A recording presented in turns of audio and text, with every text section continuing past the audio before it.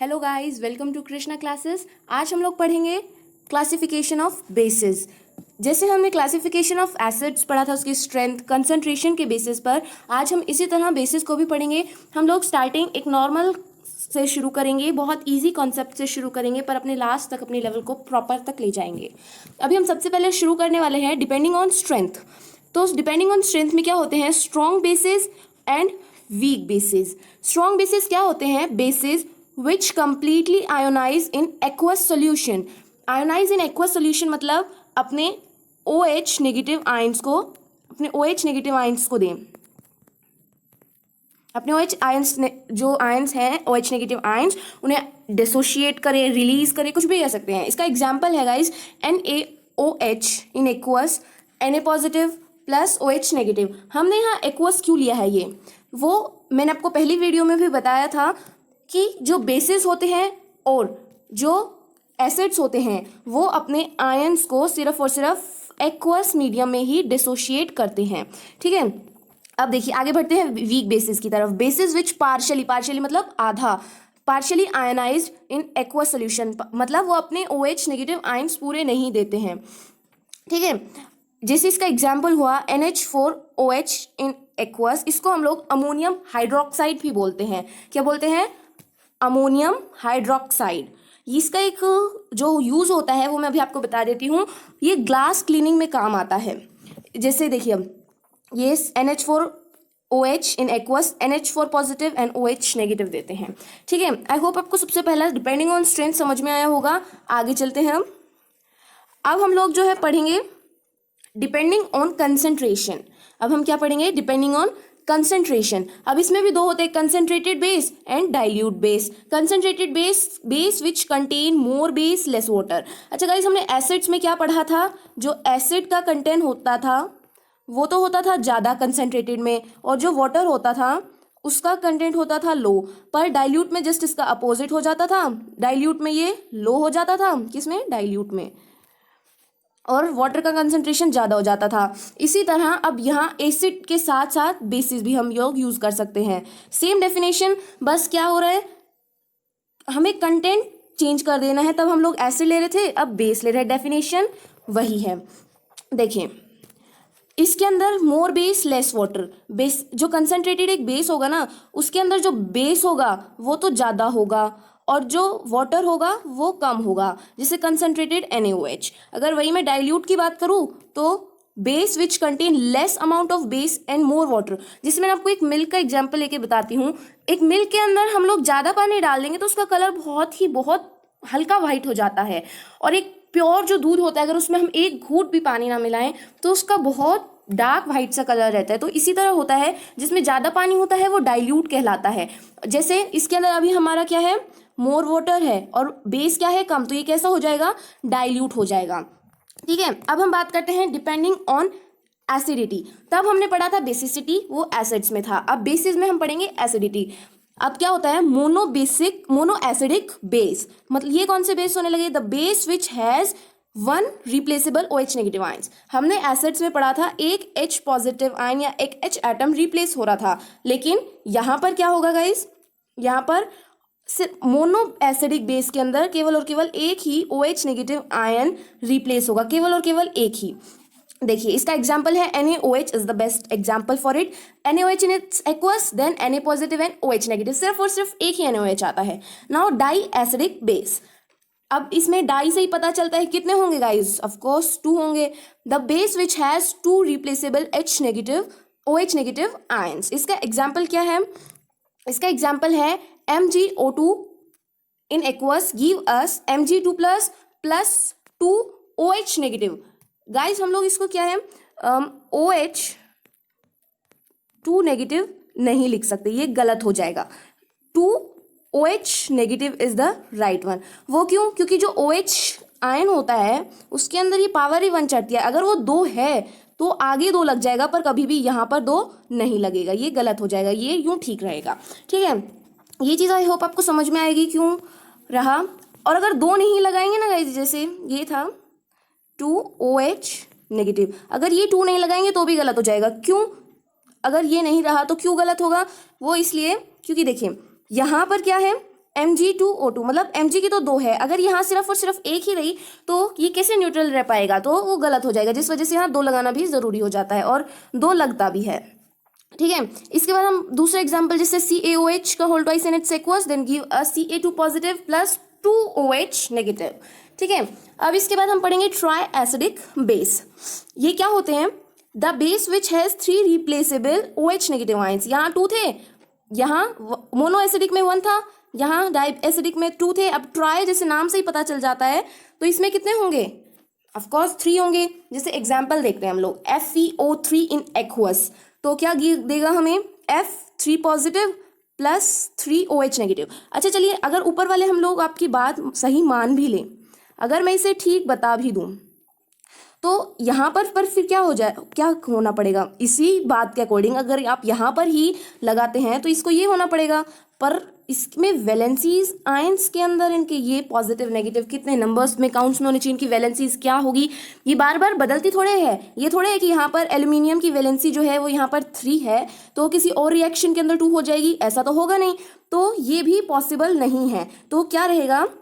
सिर्फ और सिर्फ ये हट जाएंगे और ये कहाँ लग जाएंगे? आगे, जिस वजह से तो ही ये ठीक हो पाता है, वरना ये गलत हो जाता है। ठीक है, आई होप ये आपको समझ में आया होगा कॉन्सेप्ट। अब आगे देखिए इसका example AlO3 OH3 in aqueous give us Al3 positive plus 3OH negative. ये समझ में आया? अब हम बहुत ही अच्छा कॉन्सेप्ट पढ़ने जा रहे हैं, dilution of acids and base. Guys देखिए, मैंने 3 टेस्ट ट्यूब्स लिए हैं, A, B एंड C। कौन से लिए? एक A लिया है, एक B लिया है और एक C लिया है। A के अंदर मैंने HCl लिया है, HCl हमारा एसिड लिया है। B के अंदर मैंने लिया है वाटर, ये देखिए वाटर लिया है, और C को मैंने पहले खाली रखा है।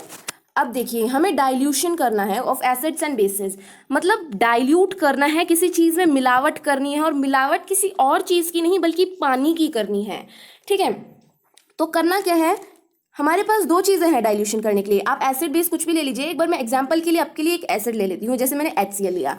अब बात हमारे पास 2 आ जाती है कि हम लोग वाटर को एसिड में डालें या एसिड में वाटर डालें। क्या तो हम लोग एसिड के अंदर वाटर डाल दें? देखिए, दोनों बात अलग अलग है। B से पानी लेकर A में डाल दें, या फिर A से एसिड लेकर B में डाल दें, क्या चीज़ सही रहेगी? ये चीज़ हमारे पास है। तो 2 तरह हैं। अब हमें ये पता करना है कि कौन सा सही है और कौन सा गलत। अगर हम लोग गाइस एसिड के अंदर पानी डालते हैं तो ये एक एक्सोथर्मिक रिएक्शन बनती है, जिसमें बहुत बहुत बहुत ज़्यादा हीट निकलती है, जिस हीट के कारण हमारा जो वेसल है, टेस्ट ट्यूब ली है या कोई बीकर लिया है, इवन वो ब्रेस्ट भी हो सकता है, तो हमें एसिड के अंदर वाटर डालना कभी नहीं ऐसा करना चाहिए, वो टोटली रॉन्ग हो जाता है। लेकिन हम लोग क्या करेंगे? वाटर के अंदर एसिड और बेस मिलाएंगे। एसिड के अंदर वाटर नहीं मिलाना, वाटर के अंदर एसिड या बेस मिलाना है डाइल्यूट करने के लिए। मतलब A से लेकर बेस या एसिड को क्या करना है? वाटर B टेस्ट ट्यूब में मिलाना है, या फिर C के अंदर हमने पहले पानी लिया और फिर ऊपर से हम लोग A से लेकर के एसिड या बेस डालते रहे, और वो भी नहीं है सीधा लेके डाल दिया, नहीं, पानी ज़्यादा रखना है और ड्रॉपर की हेल्प से। किसकी हेल्प से? ड्रॉपर की हेल्प से ड्रॉप बाय ड्रॉप डालना है, एंड ग्लास रोड की हेल्प से उसे धीरे धीरे स्टिर करते रहना है। स्टिर मतलब हिलाते रहना है, ताकि वो जल्दी जल्दी मिलता जाए, कुछ हीट ज़्यादा ना निकले। तो सही मेथड कौन सा हुआ? सही मेथड कौन सा हुआ? इस पानी के अंदर एसिड बेस मिलाना है। किसमें? पानी के अंदर एसिड बेस मिलाना है, ना कि एसिड बेस के अंदर पानी मिलाना है। ठीक है, ये चीज़ है। चलिए आगे चलते हैं। आगे हम लोग करने जा रहे हैं guys physical properties of acids, क्योंकि हमारी क्लासिफिकेशन ऑफ बेसिस और एसिड्स जो है वो पूरी हो चुकी है। तो अब हम लोग एसिड्स की प्रॉपर्टी देखेंगे। तो हम शुरुआत कर रहे हैं बहुत ही बेसिक से, और सबसे पहले हम लोग बेसिक में तो फिजिकल प्रॉपर्टीज ही पढ़ेंगे। फिजिकल प्रॉपर्टीज में सबसे पहले है हमारा टेस्ट। टेस्ट कैसा होता है? हम जानते हैं सोरिन टेस्ट, हम पढ़ते हैं सोरिन टेस्ट। अब देखिएगा, इस सल्फ्यूरिक एसिड हुआ, हमारा HCl हाइड्रोक्लोरिक एसिड हुआ, हम इसे टेस्ट करके थोड़े देख सकते हैं, कभी नहीं, तो फिर हम इसे सोरिन टेस्ट कैसे कह सकते हैं? Nitric acid are corrosive in nature, ये कोरोसिव बहुत जलनदार होते हैं। अगर हम इसे टेस्ट करने लगे ना गाइस, तो मतलब हमारी टंग या इवन वो हमारे हाथ पे भी गिर जाए, अगर वो कंसनट्रेटेड है तो हमारा हाथ तक जल सकता है। और कोरोसिव का मतलब ही यही होता है, एक बर्निंग सेंसेशन देना। ठीक है, तो हम इनको टेस्ट तो कर नहीं सकते हैं, तो हमने ये किस बेसिस पर कह दिया, ये हमने कहा है जैसे टार्ट्रिक एसिड हुआ, सिट्रिक एसिड हुआ, एसिटिक एसिड हुआ, ये सोरिन टेस्ट होते हैं, इस वजह से हम कहते हैं, हम बहुत अच्छे से जानते हैं, कॉमन है, जो सिट्रिक एसिड होता है वो किस में पाया जाता है, of course you all know that is हमारे खट्टे फ्रूट्स में पाया जाता है, जैसे ऑरेंज हुई, लेमन हुआ, पाइनएप्पल हुआ, उसमें विटामिन सी भी मिलता है आपको, और सिट्रिक एसिड तो होता ही होता है, खट्टापन उसी से ही तो होता है, तो सिट्रिक एसिड पाया जाता है, उसका टेस्ट खट्टा होता है, इस वजह से हमने इन्हें सोरिन टेस्ट कहा। तो हम लोग इन कंसनट्रेटेड एसिड्स को टेस्ट नहीं कर सकते हैं, इसलिए हम लोग कह नहीं सकते कि ये सोरिन टेस्ट है, इनके लिए नहीं कह सकते हैं, पर जो हम टेस्ट कर सकते हैं उनके लिए तो कह सकते हैं ना कि yes these are sour in taste. ठीक है, आगे चलिए। Second property is physical state. These are generally found in either solid और लिक्विड स्टेट, मतलब ये ज़्यादा से ज़्यादा किस में पाए जाते हैं, जनरली सॉलिड में पाएंगे या लिक्विड में पाए जाएंगे।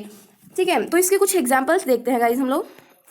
देखिए, सबसे पहले हम लोग सॉलिड में पढ़ेंगे boric acid, boric acid H3BO3, ठीक है, ऑक्सैलिक एसिड COOH का होल ट्वाइस, जैसे मैंने आपको यहाँ लिख भी रखा है, इसको कैसे और भी लिख सकते हैं, इस तरह से, है ना, इस तरह से भी ये लिखा जाता है। ठीक है, अच्छा, हम ये कहाँ पाए जाते हैं, इसके लिए भी हम एक वीडियो लेंगे, उसके अंदर बनाएंगे कि ये किस किस में पाए जाते हैं, क्योंकि हमें ये भी तो पता होना चाहिए कि बोरिक एसिड का क्या यूज क्या है, ये किस में पाया जाता है। रटने से तो कोई फायदा नहीं होगा, ऑक्सैलिक एसिड है किस में पाया जाता है, तो हम लोग इन चीज़ों को, इसको हम एक नई वीडियो में पढ़ेंगे। अभी हम लोग जस्ट सिर्फ केमिकल फॉर्मूला याद कर लेते हैं, आगे जब मैं आपको इसके बताऊंगी कि ये कहाँ पाए जाते हैं तो मैं आप ही से पूछूंगी कि इनका केमिकल फॉर्मूला क्या है, तो आपको प्लीज़ रिप्लाई करना पड़ेगा, और नहीं करेंगे तो भी बताएंगे। आगे देखिए, टार्ट्रिक एसिड, इसका केमिकल फॉर्मूला होता है C4H6O6। देन सिट्रिक एसिड जो हमने अभी अभी पढ़ा, हमारे सिट्रस फ्रूट्स जैसे लेमन में पाया जाता है ना। तो नेक्स्ट फॉस्फोरिक एसिड H3PO4। अच्छा, ये फॉस्फोरिक एसिड, जैसे ये तो थे हमारे, एक सेकेंड, ये जो थे हमारे, ये तो थे ऑर्गेनिक एसिड्स, क्योंकि हमने पढ़ा था कि ये जो होते हैं ये कैसे एसिड्स होते हैं, ये कैसे एसिड्स मैंने आपको बताया था बहुत अच्छे से। बोरिक एसिड को हटा दीजिए एक बार, oxalic acid, tartaric acid, citric acid, मैंने आपको बताया था कि ये कौन से एसिड्स होते हैं बहुत अच्छे से, वो भी जब हमने क्लासिफिकेशन ऑफ एसिड्स पढ़ी थी। तो कौन सी क्लासिफिकेशन में आते थे ये, हमारे ऑर्गेनिक के अंदर, किस तरह से, एक तो इनके अंदर कार्बन पाया जाता है, कार्बन कंटेंट क्या होगा, ये ऑर्गेनिक एसिड्स भी बोलते हैं, और हमने इसको एक और अदर नेम था, वो क्या था हमारा, ऑर्गेनिक एसिड्स के साथ साथ जो इनका नाम था वो जो था हमारा, उसको हम लोग ने भी पढ़ा था, जैसे हमने इसके अपोजिट इनऑर्गेनिक पढ़ा था।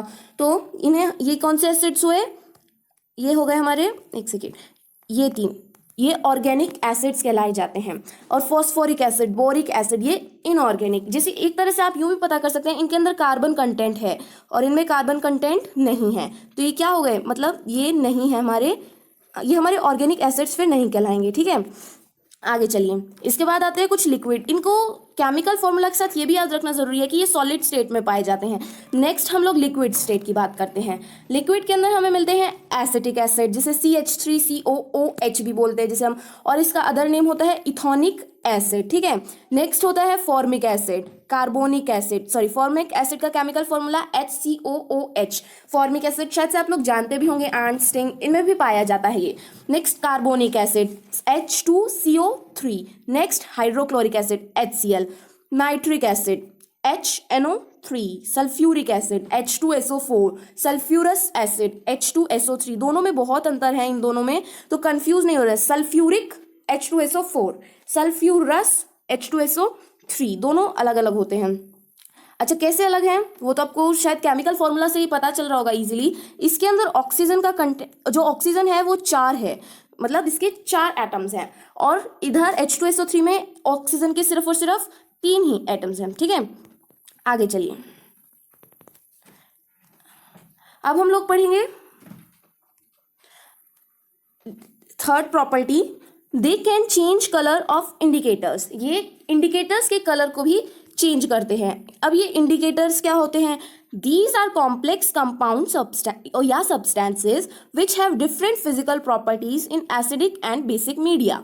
ठीक है, इसके बारे में हम डिटेल में आगे पढ़ेंगे, पर अभी बेसिक नॉलेज के लिए हमें पता होना जरूरी है। हम इंडिकेटर्स पढ़ने जा रहे हैं, तो ये होते क्या हैं, जो इंडिकेटर्स होते हैं ये एक ऐसे कॉम्प्लेक्स, बहुत ही कॉम्प्लेक्स कंपाउंड या कोई सब्सटेंस होते हैं जो अपने अलग अलग फिजिकल प्रॉपर्टीज शो करते हैं। अगर वो एसिडिक मीडिया के कांटेक्ट में आते हैं तो वो अलग फिजिकल प्रॉपर्टी शो करेंगे, और अगर वो एसिडिक मीडिया के कांटेक्ट में आते हैं तो वो अलग फिजिकल प्रॉपर्टी शो करेंगे। जैसे हम लोग अभी प्रॉपर्टीज ऑफ एसिड्स पढ़ रहे हैं, तो इसके अंदर हम लोग जानेंगे इंडिकेटर्स की फिजिकल प्रॉपर्टीज, या इंडिकेटर्स क्या यूज करते हैं। उनकी फिजिकल प्रॉपर्टीज में change in colour is the main, तो वो चेंज कलर कर लेते हैं जब वो एसिडिक या बेसिक मीडिया के कांटेक्ट में आते हैं। तो अभी हम लोग एसिड की प्रॉपर्टीज की बात कर रहे हैं, तो हम लोग उसी को ही देखेंगे। तो इंडिकेटर्स को हम लोग एसिडिक मीडिया में ही बात करेंगे। सबसे पहला एसिडिक जो हमारा इंडिकेटर है वो है लिटमस। मैंने नीचे लिखा हुआ है, litmus is obtained from algae that are lichens and its is a natural indicator. जो लिटमस होता है वो एक तो नेचुरल इंडिकेटर होता है गाइस, और दूसरा ये जो लिटमस होता है वो किससे प्राप्त होता है, एल्गी से प्राप्त होता है, या फिर अगर मैं मेन बात करूँ तो लाइकेंस होते हैं। अभी जो लाइकेंस होते हैं ना गाइस, वैसे अगर बात करें तो जो लाइकेंस होते हैं, तो ये जो लाइकेंस हैं ये इन एज अ नेचुरल इंडिकेटर में भी बन जाते हैं लिटमस के फॉर्म में, पर ये एक पॉल्यूशन जो होता है उसको भी बताते हैं, पॉल्यूशन के इंडिकेटर भी है। अगर हमारी एयर के अंदर SO4 का कंटेंट ज़्यादा बढ़ जाता है, या फिर सल्फर डाइऑक्साइड या सल्फ्यूरिक एसिड, ये तो एसिड हो गया। बाकी अगर अगर मैं बात करूं सल्फर डाइऑक्साइड की, अगर उसका कंटेंट बढ़ जाता है तो जो लाइकेंस होते हैं वो गायब से होने लग जाते हैं। तो वो क्या शो करता है हमें, वो शो करता है कि पॉल्यूशन बढ़ गया है। ठीक है, अब देखिए लिटमस क्या करता है, ब्लू टू रेड। इनका जो लिटमस का नॉर्मल कलर होता है वो ब्लू होता है, सिंपली ब्लू भी हमें थोड़ा दिखता सा है, बाकी अगर हम ज़्यादा गौर करें तो एक नॉर्मल, एक न्यूट्रल कंडीशन में पर्पल भी उसका कलर हो सकता है। बाकी वैसे हम लोग इसको ब्लू कंसिडर करते हुए चलते हैं। ठीक है, तो क्या होता है, जैसे ही हमने लिटमस, मान लो एक ये लिटमस स्ट्रिप है, लिटमस स्ट्रिप भी आती है, लिक्विड में भी आता है लिटमस। अगर मान लो ये ब्लू कलर की लिटमस स्ट्रिप है तो ये रेड में कन्वर्ट हो जाएगी। जैसे मान लो ये ब्लू कलर की है और मैंने इसके ऊपर 1-2 बूंद एसिड डाल दी, तो ये थोड़ी देर में देखते ही देखते किस में बदल जाएगी, ब्लू में बदल जाएगी। ठीक है, तो क्या कलर चेंज हुआ, ब्लू से रेड में चला गया। Next is the methyl orange, it is also a indicator. ये एक सिंथेटिक इंडिकेटर है जो फैक्ट्रीज में बनाया जाता है, या फिर मैनमेड कह सकते हैं। तो ये इसका जो नॉर्मल कलर होता है न्यूट्रल के अंदर, तो वो होता है ऑरेंज, और जो बेसिक के कांटेक्ट में आने के बाद ऑरेंज टू रेड में ये कन्वर्ट हो जाता है। ठीक है, methyl orange, orange to red में ये कन्वर्ट हो जाता है। Next is phenolphthalein. क्या है, फिनेफ्थलीन भी एक सिंथेटिक इंडिकेटर ही होता है। ये रिमेन्स कलरलेस रहता है। ठीक है, जैसे ये एसिडिक मीडिया के कांटेक्ट में आता है तो इसका कलर मतलब इसका कोई कलर ही नहीं रहता है। अगर मैं केमिस्ट्री की टर्म्स में बात करूँ तो हम लोग कई जगह वाइट पढ़ते हैं, तो गाइस केमिस्ट्री में वाइट का कोई मतलब नहीं होता है, वाइट मतलब कलरलेस। ठीक है, ओके आगे चलते हैं। इसके बाद हम लोग फोर्थ प्रॉपर्टी पढ़ेंगे, जो कि हमारी एसिड्स आर गुड इलेक्ट्रोलाइट्स। अब इलेक्ट्रोलाइट्स क्या होता है, ये देखिए, इलेक्ट्रोलाइट्स दो substances which can conduct electricity through their aqueous solution और मोल्टन स्टेट। क्या है होती है इलेक्ट्रोलाइट्स, इलेक्ट्रोलाइट्स वो होते हैं, वो सब्सटेंस होते हैं जो कि इलेक्ट्रिसिटी को पास होने दे अपने एक्वस सोल्यूशन से। ठीक है, अगर हम लोग बात करें, देखिए एक सेकंड के लिए भूल जाओ कि हम लोगों को जो है इलेक्ट्रिसिटी पास करानी है। ठीक है, अगर मेरे पास ये एक वेसल है और इसके अंदर जो है एसिड है और वो भी अपनी एक्वस स्टेट के अंदर है, तो क्या होगा, वो अपने H पॉजिटिव आयंस डिसोशिएट करेगा। एंड हमने पढ़ा है कि जो H पॉजिटिव आयंस होते हैं, या फिर सिर्फ और सिर्फ H पॉजिटिव आयंस ही नहीं, कोई भी आयन लगा लो, कोई भी आयन लगा लो, अगर वो अपनी फ्री स्टेट में है तो उनमें से इलेक्ट्रिसिटी पास होगी ही होगी। ठीक है, अच्छा हमने इलेक्ट्रोलाइट्स में पढ़ा कि एक्वस स्टेट से या मोल्टन स्टेट से, ऐसा क्यों, देखिए अब यहाँ एक्वस सॉल्यूशन की क्या जरूरत है भाई, एसिड से ही वाटर से तो नॉर्मली भी हो जाता है ना, पर अगर एसिड से ही करवाना है, एसिड गुड इलेक्ट्रोलाइट हमें बताना है, तो उसे एक्वस में क्यों लिया, क्योंकि जैसे वो एक्वस में आएगा ऑफकोर्स वो अपने आयंस डिसोशिएट करेगा। जैसे वो H+ आयंस डिसोशिएट करेगा, चाहे वो H पॉजिटिव आयन हो या OH नेगेटिव आयन हो, आयंस अगर अपनी फ्री स्टेट में हैं तो वो इलेक्ट्रिसिटी कंडक्ट करेंगे ही करेंगे। तो एक्वस सॉल्यूशन में जैसे ही एसिड आएगा H+ आयंस बनेंगे, और जैसे H+ आयंस बनेंगे गाइस ऑफकोर्स है कि जो इलेक्ट्रिसिटी है वो पास होगी। तो इसलिए कहते हैं एसिड्स आर गुड इलेक्ट्रोलाइट्स। देखिए mineral acids are strong electrolytes while organic acids are वीकेंड इलेक्ट्रोलाइट्स। अच्छा, अब इसने ये बात क्यों कही? जो मिनरल एसिड्स होते हैं ना गाइज, वो मेनली बहुत स्ट्रॉन्ग होते हैं, जैसे HCl हुआ है ना, और जैसे हमारे थे ऑर्गेनिक एसिड। अगर मैं बात करूं एसिटिक एसिड की ही तो CH3COOH है ना, तो इसमें क्या हो रहा है, ये तो H प्लस पॉजिटिव दे देगा और बाकी पे नेगेटिव चढ़ जाएगा, पर क्या ये 3 H पॉजिटिव एंड ये क्या 3 H को ये दे रहा है? नहीं दे रहा है ना, इसी वजह से तो ये कैसा वीक एसिड कहलाएगा? वीक। और जितने कम H पॉजिटिव आयंस, देखो H पॉजिटिव आयन है तो डिसोशिएट तो करेगा ही करेगा, लेकिन अगर वो कम हो जाते हैं तो थोड़ी इलेक्ट्रिसिटी कम कंडक्ट करेगा। और मिनरल एसिड जो हमने पढ़े हैं वो मैक्सिममली बहुत सारे ही स्ट्रॉन्ग होते हैं, स्ट्रॉन्ग एसिड्स होते हैं, और स्ट्रॉन्ग एसिड्स ज़्यादा H पॉजिटिव आयंस डिसोशिएट करेंगे, और ज़्यादा डिसोशिएट करेंगे तो क्या होगा, ज़्यादा गुड इलेक्ट्रोलाइट्स चलाएंगे। इसका एग्जाम्पल भी दिया हुआ है, that is the HCl in aqueous plus H2O gives us H positive ion plus chlorine negative, मतलब Cl negative plus H positive या और OH नेगेटिव। तो ये क्या शो कर रहा है? देखिए यहाँ एक H पॉजिटिव आयन है, यहाँ एक H पॉजिटिव आयन है, पर OH तो कम ही है, तो मतलब H पॉजिटिव आयन की कंसंट्रेशन ज़्यादा रही, और जैसे ही ज़्यादा हुई, चलो भाई करने दो इलेक्ट्रोलाइट, बन जाओ गुड इलेक्ट्रोलाइट्स। ठीक है, एक और इसकी property that are acids are corrosive in nature. मैंने आपको स्टार्टिंग में ही बताया कोरोसिव का मतलब क्या होता है, बर्निंग सेंसेशन जो फील कराता है ना वो। अब आप बिल्कुल ही एकदम लो कैटेगरी वाला एसिड डालो अपने हाथ पर, कुछ भी फर्क पड़ जाए तो एसिटिक एसिड ले लो और एकदम वीक से वीक डाइल्यूट बना दो उसको पूरी तरह से, उसमें चाहे पूरा अपना हाथ डुबो, क्या कुछ ज़्यादा फर्क पड़ेगा? नहीं, हल्का फुल्का होगा कि भाई हाँ थोड़ा फील हो रहा है, लेकिन क्या कुछ होगा ज़्यादा फील? नहीं। और एक आप पूरे कंसनट्रेटेड HCl में हाथ दे दो तो पूरा जल जाएगा, राख हो जाएगा। तो वही है कोरोसिव। कोरोसिव मतलब the property to cause burn और बर्निंग सेंसेशन ऑन स्किन। ठीक है, आगे चलते हैं हम। अब बात करते हैं हम लोग मिनरल एसिड्स की। सॉरी, इसके अंदर ही एक पॉइंट दिया हुआ है that mineral acids are highly corrosive. जो मिनरल एसिड्स होते हैं वो हाईली कोरोसिव होते हैं। जैसे अभी मैंने आपको थोड़ी देर पहले बताया, जो हमारे मिनरल एसिड्स होते हैं वो ज़्यादा H पॉजिटिव आयंस डिसोशिएट करते हैं, और जब वो सारे करते हैं तो वो स्ट्रॉन्ग एसिड्स कहलाते हैं। और जब वो स्ट्रॉन्ग ही एसिड कहला गया तो भाई कोरोजन तो ज़्यादा होना ही है, कोरोसिव नेचर उनका ज़्यादा हो जाता है, ज़्यादा हाईली कोरोसिव हो जाते हैं। ठीक है, अब हम लोग पढ़ेंगे केमिकल प्रॉपर्टीज ऑफ एसिड्स। ठीक है, तो हम लोग स्टार्टिंग करते हैं reaction with active metals. Active metals are those metals which react with acid to produce hydrogen gas. ठीक है, देखिए ये हमारा कोई नॉर्मल एसिड है, ये कोई हमने मेटल ले लिया है, वो सॉल्ट देगा प्लस हाइड्रोजन देगा। ठीक है, जैसे हमने ये एक थी बिल्कुल, क्या था ये, एक सेकेंड, ये थी जनरल रिएक्शन। ठीक है, अब इसको एग्जाम्पल से देखते हैं। ये इसको 2 को एक बार हटा दो, HCl plus zinc give us ZnCl twice with H2 gas, sorry यहाँ H2 आएगा। ठीक है, अब ये क्या हुआ, क्या देखिए, हमें इसे समझने के लिए बहुत ही एक आसान तरीका ले लेना चाहिए। जैसे मेरे पास है HCl plus Zn, that is solid है वो, उसकी तो कोई बात नहीं, नॉर्मल। अब देखिए मेरे को नहीं पता कि क्या आएगा प्रोडक्ट्स में, तो प्रोडक्ट्स को इजीली जानने के लिए क्या करेंगे हम लोग, इसको तोड़ दो, जो कंपाउंड है उसे उसके आयंस में तोड़ दो एक बार के लिए। ये H positive plus Cl negative plus Zn बन जाएगा। मतलब क्या हुआ, ये क्या तो इसके साथ जुड़ेगा या इसके साथ जुड़ेगा। अब कैसे पता कि हमें ये तो पता चल गया कि भाई ये नॉर्मल है, ये मेटल है, जब इसके साथ एसिड के साथ रिएक्ट कर रहा है तो हाइड्रोजन तो गैस जाएगी, इसका खेल खत्म हुआ, एक ये आ जाएगा, तो ZnCl बना।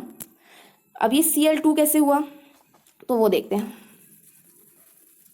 देखो हमने क्या, ZnCl2, नॉर्मली अगर हम उससे बात करें तो ZnCl बनना चाहिए था, पर गाइस जो Zn होता है, जिंक बोलते हैं हम इसे, इसकी जो वैलेंसी होती है वो 2 होती है। ठीक है, अगर ये आयन भी बनाता है तो 2 पॉजिटिव लग जाता है इस पर, तो इसकी वैलेंसी कितनी होती है, 2 होती है, इस वजह से आया। अब आपने कहा क्लोरीन की क्या होती होगी, जो क्लोरीन होती है उसकी वैलेंसी जो होती है वो होती है 1। और अगर ये और ये गैस है तो जब इसके हम लोग अगर इसके आयंस में बात करें तो Cl नेगेटिव चढ़ जाता है। ठीक है, अच्छा अब एक और चीज,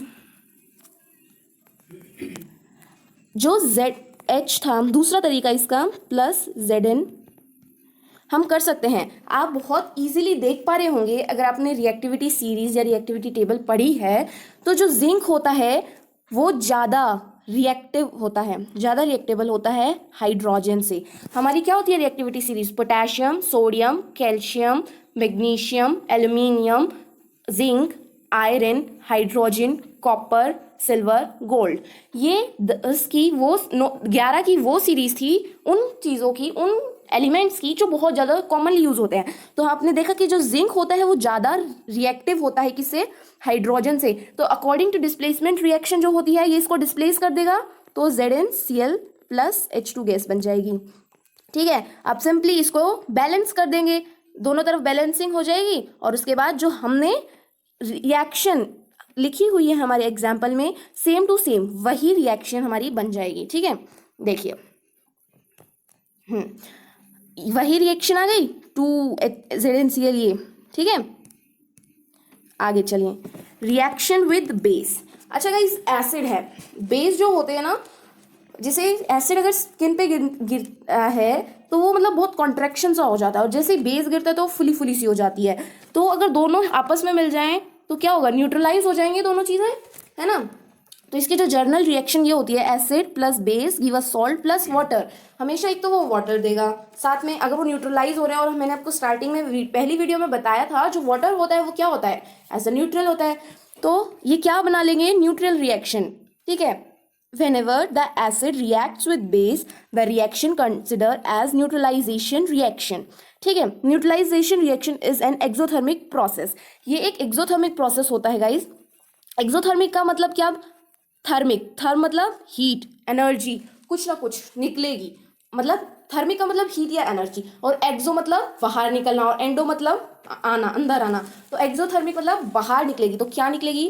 प्लस हीट या फिर एनर्जी।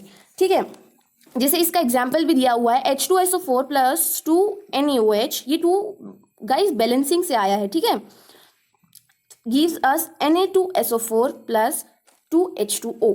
तो ये NaSO4 की वैलेंसी क्या होती है गाइस? 2 होती है। मैं आपको साथ साथ बताते चलूंगी सबकी। सोडियम की 1 होती है, इसलिए यहाँ 1 लिखो चाहे मत लिखो, बात वही है। यहाँ 2 हुई। ठीक है, और ये हमारा H2SO4 एसिड था, NaOH हमारा क्या था? एक बेस था। तो एक तो सॉल्ट बना Na2SO4 और एक वाटर निकल गए। ठीक है, आगे चलिए।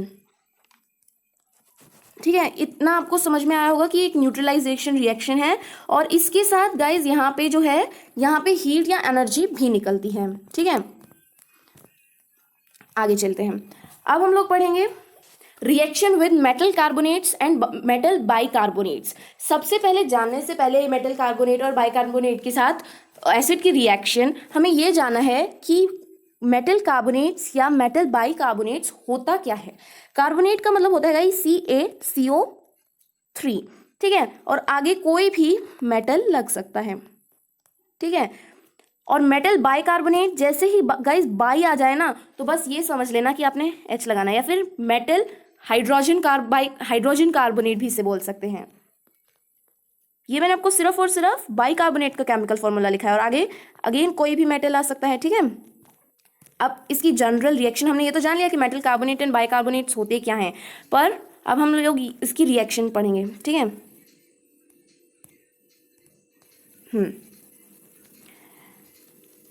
चलिए आगे चलते हैं। पहले इसकी जनरल रिएक्शन जान लेते हैं। तो क्या होता है? Metal carbonates plus acids gives a salt plus CO2 plus H2O। तो देखिएगा इस कैसे होता है, ये चीज़ जानते हैं। ये कोई भी मेटल लिया, जैसे CaCO3 था, तो ऐसा हो क्या रहा है, जो CaCO3 है इसके अंदर मुझे नज़र आ रही है, CO2 प्लस O, मुझे ये चीज़ नज़र आती है, तो CO2 मैंने निकाली। ठीक है, अब मेटल के साथ है और मेटल विद एसिड, तो क्या होगा? एक हाइड्रोजन तो निकलेगा ही, मेटल विद एसिड हमने अभी अभी पढ़ा, और एक ऑक्सीजन इधर है, तो क्या बना लेगा वो? H2O। अब लास्ट में बचेगा क्या हमारा? सॉल्ट। ठीक है, ये चीज़ है। और अगर बाइकार्बोनेट है तो उसमें क्या होगा? हाइड्रोजन के आगे कुछ और एटम्स लग जाएंगे, या फिर अगर टेम्परेचर ज़्यादा होगा जैसे ही, तो वो और हाइड्रोजन भी इवॉल्व हो जाएगी। ठीक है, देखिए अब इनकी जनरल रिएक्शंस देखते हैं। Metal carbonates with acid gives a salt plus CO2 plus H2, ये तो हम पढ़ ही चुके हैं। मेटल बाइकार्बोनेट प्लस एसिड भी हमें यही चीज़ देता है, जैसे मैंने अभी आपको बताया। इनके एग्जाम्पल देखते हैं। Na2CO3 plus HCl gives us NaCl plus CO2 plus H2O। अगर आप as a mass conservation law जाने तो क्या होगा, दोनों तरफ अगर सोडियम इधर 2 है तो इधर भी 2 ही है, अगर कार्बन इधर 1 है तो कार्बन इधर भी 1 ही है, इधर ऑक्सीजन कितनी है 3 है तो इधर कितनी है 2 और एक 1, जैसे मैंने अभी आपको बताया था। और HCl में हाइड्रोजन 2 है तो यहाँ भी 2 ही है, क्लोरीन 2 है तो यहाँ भी 2 ही है, तो सब बैलेंस हो गई। इसी वजह से ये हुआ, ये प्रोडक्ट्स निकले हमारे। अब NaHCO3 plus HCl gives us NaCl plus CO2 plus H2O। अब आप लोग सोच रहे होंगे यहाँ पे हाइड्रोजन बढ़ी, पर यहाँ तो हाइड्रोजन का कुछ चेंजमेंट ही नहीं हुआ, तो क्या होता है, क्या तो वो रिएक्शन के टाइम पर इवॉल्व हो जाती है गाइज, या फिर अगर हम लोग कोई और रिएक्शन में भी बात करें तो उसमें क्या होता है, यहाँ पे जो हाइड्रोजन के एटम्स होते हैं ये बढ़ जाते हैं, यहाँ पे सिर्फ 2 नहीं रहते, पूरे H2O के डबल हो जाते हैं। ठीक है, आगे चलिए। इसके बाद आता है how would you check that evolved gas is CO2। अभी यहाँ पे CO2 निकलेगा इस, तो अब क्वेश्चन हमें कहते हैं कि हम कैसे पता लगाएंगे कि जो इवॉल्व गैस है वो CO2 ही है। अभी CO2 कार्बन डाइऑक्साइड के नाम पर आपको सिर्फ और सिर्फ एक एग्जाम्पल ध्यान में आया होगा कि भाई जो टेस्ट ट्यूब है उसके नियर ले जाएंगे हम लोग, कोई कैंडल ले जाएंगे या फिर क्या ले जाएंगे, कोई माचिस की तीली जली हुई ले जाएंगे, अगर वो बुझ जाती है अपने आप ही तो मतलब वो कार्बन डाइऑक्साइड है, क्योंकि कार्बन डाइऑक्साइड क्या होती है, CO2 क्या होती है, एज अ फायर एक्सटिंग्विशर हम इसे यूज करते हैं। पर ये भी हमारा एग्जाम्पल ठीक है। आज हम लोग एक नए तरीके में पढ़ेंगे जिसको हम लोग बोलेंगे स्लेकिंग ऑफ लाइम। एज तो वो प्रोसेस का नाम कहलाता है, पर उस प्रोसेस में होता क्या है, पास CO2 gas through lime water turns milky.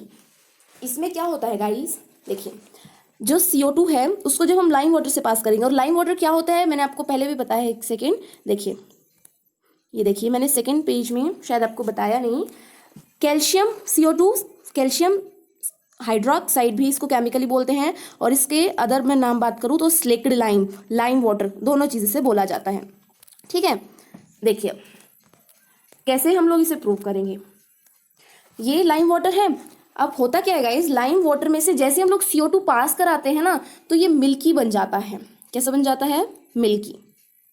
ठीक है, जब ये मिल्की टर्न हो जाता है तो मतलब CO2 है, और अगर हम एक्सेस में CO2 इसमें से पास कराते हैं ना तो वो क्या बना लेते हैं, वो दोबारा से पहले वाले अपने उसमें आ जाता है, पहले के कलर में जो स्लेक लाइम का होता है। ठीक है, मीन्स क्या हो गया, वो पहले नॉर्मल था फिर मिल्की हुआ CO2 पास होने से, अगर एक्सेस CO2 पास होगी तो फिर से वो अपनी पहली वाली कंडीशन में आ जाएगा।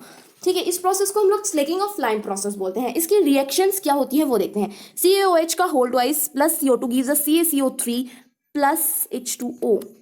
गाइस हमने पढ़ा था प्रेसिपिटेट, वो एक नॉट सॉल्युबल, वो सॉल्युबल नहीं होता है वाटर के अंदर, वो प्रेसिपिटेट कहलाता है। यहाँ पर CaCO3 भी वाटर में डिजॉल्व नहीं होता है, पर हम लोग केमिस्ट्री के टर्म्स में इसे एज अ प्रेसिपिटेट नहीं मानते हैं। ठीक है, जस्ट ये नॉर्मली हम कह देते हैं that it is not soluble in water. तो ये CaCO3 कैसे होता है वाइट कलर में, अगर अब इस CaCO3 में H2 और एक्सेस ऑफ CO2 पास करा दे तो ये सॉल्यूबल इन वाटर अपनी पहले जैसी कंडीशन में आ जाता है। ठीक है, तो इसी वजह से हम लोग पता कर लेते हैं स्लेकिंग ऑफ लाइम प्रोसेस के थ्रू कि yes this is evolve gas is CO2। ठीक है, रिएक्शन विद, अब नेक्स्ट प्रॉपर्टी है रिएक्शन विद मेटल ऑक्साइड्स। अब ये मेटल ऑक्साइड्स होती क्या हैं, metal oxides are soluble in water and basic in nature, मतलब they are generally basic in nature. Guys अगर कोई मेटल है, मान लो मैंने Na लिया, अगर अब मैं इसकी ऑक्साइड बनाती हूँ है ना, तो क्या बन जाएगा, NaOH बन जाएगा ऑफ कोर्स है, या फिर NaO2 बन जाएगा। जैसे ये देखो Na2 बन जाएगा, तो क्या होगा फिर, अब जो ये है मेटल ऑक्साइड, अब ये साथ में वाटर भी तो रहेगा, देखिए soluble in water, metal oxide से सॉल्युबल इन वाटर, तो क्या बन जाएगा NaOH, क्या बन जाएगा NaOH, है ना। तो ये NaOH क्या होता है, हमने अभी पढ़ा, दैट इज अ बेस। तो इसलिए वो कह रहा है कि जनरली बेस फॉर्म कर लेते हैं, है ना, जनरली बेस फॉर्म कर लेता है जब मेटल ऑक्साइड्स वाटर के साथ रिएक्ट, वाटर के प्रेजेंस में रहती है, और जब वो अगर ऑफकोर्स जब वो अब एसिड के साथ रिएक्ट करेगी तो क्या होगा, acid plus base, neutralization reaction again, पर उसी न्यूट्रलाइजेशन रिएक्शन को अलग टर्म्स में डिफाइन किया गया है, ठीक है। अब पढ़ते हैं मेटल ऑक्साइड से इसकी जनरल इक्वेशन हो गई, metal oxides plus acids gives a salt and water. अब देखिए इसका एग्जांपल CaO, क्या है ये CaO, इसका अगर हम लोग केमिकली नेम बोलें तो ये होता है कैल्शियम ऑक्साइड, सिर्फ कैल्शियम ऑक्साइड। अगर मैं इसका कॉमन नेम बताऊं तो इसको हम लोग बोलते हैं लाइम वाटर, क्या बोलते हैं, सॉरी लाइम वाटर नहीं, इसको अगर हम लोग बेसिकली बात करें तो इसको हम लोग क्विक लाइम बोलते हैं। एक होता है CaO quick lime, next CaOH का होल ट्वाइस, या स्लेक्ड लाइम या लाइम वाटर, दोनों चीज कह सकते हैं, ठीक है। आगे चलिए, metallic oxides are generally basic in nature but these are amphoteric also. What are amphoteric? हम लोग बात करते हैं अगर मेटलॉइड्स की, जो एसिडिक और बेसिक बिहेवियर दोनों शो करते हैं, वो एम्फोटेरिक नेचर शो करते हैं, ठीक है। देखिए नीचे लिखा भी हुआ है, amphoteric oxides are those oxides which have nature to react with both acids and bases. अगर वो, मैंने अभी आपको बताया कि ये जो होते हैं, ये एम्फोटेरिक कौन शो करता है, जो मेटलॉइड्स होते हैं। मेटलॉइड्स के पास प्रॉपर्टी किस किस की होती है, एसिड्स की भी होती है और बेसिस की भी होती है, ठीक है। तो क्या होता है, acids and basis react with acids and bases. अगर अब वो एम्फोटेरिक है तो उसमें एसिड की प्रॉपर्टी भी बेस की प्रॉपर्टी भी, तो एसिड बेस दोनों के साथ रिएक्ट कर सकती है उसकी ऑक्साइड्स, ठीक है। ये चीज थी। आगे चलते हैं, अब हम लोग बात करते हैं एक इसके एग्जाम्पल की, that CuO plus HCl gives us CuCl2, ये CuCl2 लिखा हुआ है गाइस, ठीक है, plus H2 as a neutralization reaction. ये देखिए गाइस, इसमें जो मेन इस रिएक्शन में बताने लायक जो चीज़ है वो ये है कि जो CuO है इसका कलर ब्लैक होता है, और जैसे ही HCl के साथ रिएक्ट करके ये CuCl2 बनाता है तो इसका कलर चेंज हो जाता है और वो ग्रीन देता है। कैसा देता है, ग्रीन। तो ये क्या था, कॉपर 2 ऑक्साइड थी और ये कॉपर 2 क्लोराइड फॉर्म कर लेता है, जिसमें इसमें क्या मेन चीज है, that it change its colour from black to green. CuO plus H2SO4 gives us CuSO4 plus H2O, ठीक है। ये भी एक्वस कॉपर सल्फेट है, this is blue because water is in it. If water is removed, color changed to white. Sorry, this is because this is blue because water is present in it. If water is removed, color changes to white. देखिए कहना क्या चाहती है ये line, देखिए क्या है, ये ब्लू कलर में है, अभी ये किस कलर में है, ये तो अभी भी ब्लैक ही है, देखिए क्या है, ब्लैक ही है, पर अब ये जो बना रहा है ये ब्लू बनाता है। अब ये ब्लू क्यों है, क्योंकि ये एक्वस में है, एक्वस मैंने अभी नाम बोला ना, एक्वस कॉपर सल्फेट, तो ये एक्वस में इसलिए ब्लू है, और जैसे इसमें से पानी रिमूव कर देंगे ना तो ये वाइट बन जाएगा, और in chemistry terms white is colourless, ठीक है। चलिए आगे चलते हैं, reaction with metal sulphides and metal bisulphides. अभी हमने जब मेटल कार्बोनेट्स एंड बाइकार्बोनेट्स पढ़ा था तो क्या था, CaCO3 या HCOCO3 मेटल बाइकार्बोनेट्स। तो अब ये क्या होगा, सल्फाइड्स का केमिकल फॉर्मूला क्या होता है, SO3, ठीक है, और बाइसल्फाइड्स अगेन HSO3, ठीक है। ये चीज़ है। अब इसकी जनरल रिएक्शन और इसके बारे में जानते हैं। चलिए, मेटल सल्फाइड्स आर दो species in which sulphide ion is present as anion. जो मेन चीज़ है, ये है ही मेन चीज़ गाइस, देखिए ये देखिए ये मेन है। जो सल्फाइड आयन होता है वो क्या होता है, एक एनायन की फॉर्म में होता है, किसमें, एनायन, ठीक है। चलिए आगे चलते हैं, अब इसकी रिएक्शन कैसे होती है, पहले हम इसकी जनरल रिएक्शन के बारे में बात करते हैं। मेटल सल्फाइड्स या bisulphides plus acid gives us salt plus H2O plus SO2। देखिए सल्फाइड SO3 था तो मुझे अगेन वही चीज़ दिखती है, SO2 प्लस O। बचा क्या इधर, अगर मैं बात करूँ तो बाइसल्फाइड्स में H बचा, और अगर H प्लस मेटल्स अगेन वही H2O, हाइड्रोजन गैस रिलीज करेंगे, हाइड्रोजन इज H2 और ऑक्सीजन के साथ अगेन वो H2O बना लेगा, ये तो आ गया और बचे कुछ जैसे सॉल्ट बन जाएगा। ये रिएक्शन थी हमारी, ठीक है। अब ये तो थी हमारी जनरल फॉर्म, अभी हम उसकी कुछ एग्जाम्पल्स देखते हैं, ठीक है। आइए, जैसे CaSO3 plus HCl gives CaCl2 plus H2O plus SO2। अब इसे करें कैसे, देखिए मुझे दिख रहा है कि ये भूल जाओ थोड़ी देर के लिए कि ये भी कुछ था हमारा, हमें प्रोडक्ट खुद निकालना है, दिया हुआ नहीं है। मेरे को दिखता है कि ये एक एसिड है और SO3 इज अ सल्फाइड और विद इट्स मेटल। तो मेरे को जबकि तब माइंड में स्ट्राइक करना चाहिए कि this is a property, as a property है ये हमारी, किसकी, एसिड्स की। तो क्या देगा, अब ये जो रिएक्शन है ना, सबसे पहले इसमें से SO2 निकाल लो, H2 निकाल लो। अब देखो इसमें बचा क्या क्या, कैल्शियम बचा और क्या बचा, क्लोरीन बचा, देखिए HCl का। तो बस बना दो सॉल्ट को, CaCl2 बन जाएगा, क्योंकि कैल्शियम की जो वैलेंसी होती है गाइस वो 2 होती है, इस वजह से लगा। और क्लोरीन की तो मैं आपको बता ही चुकी हूँ क्या होती है, 1। गुड, चलिए आगे चलते हैं, आगे चलते हैं। ऊपर लिखा भी हुआ है, ये देखिए,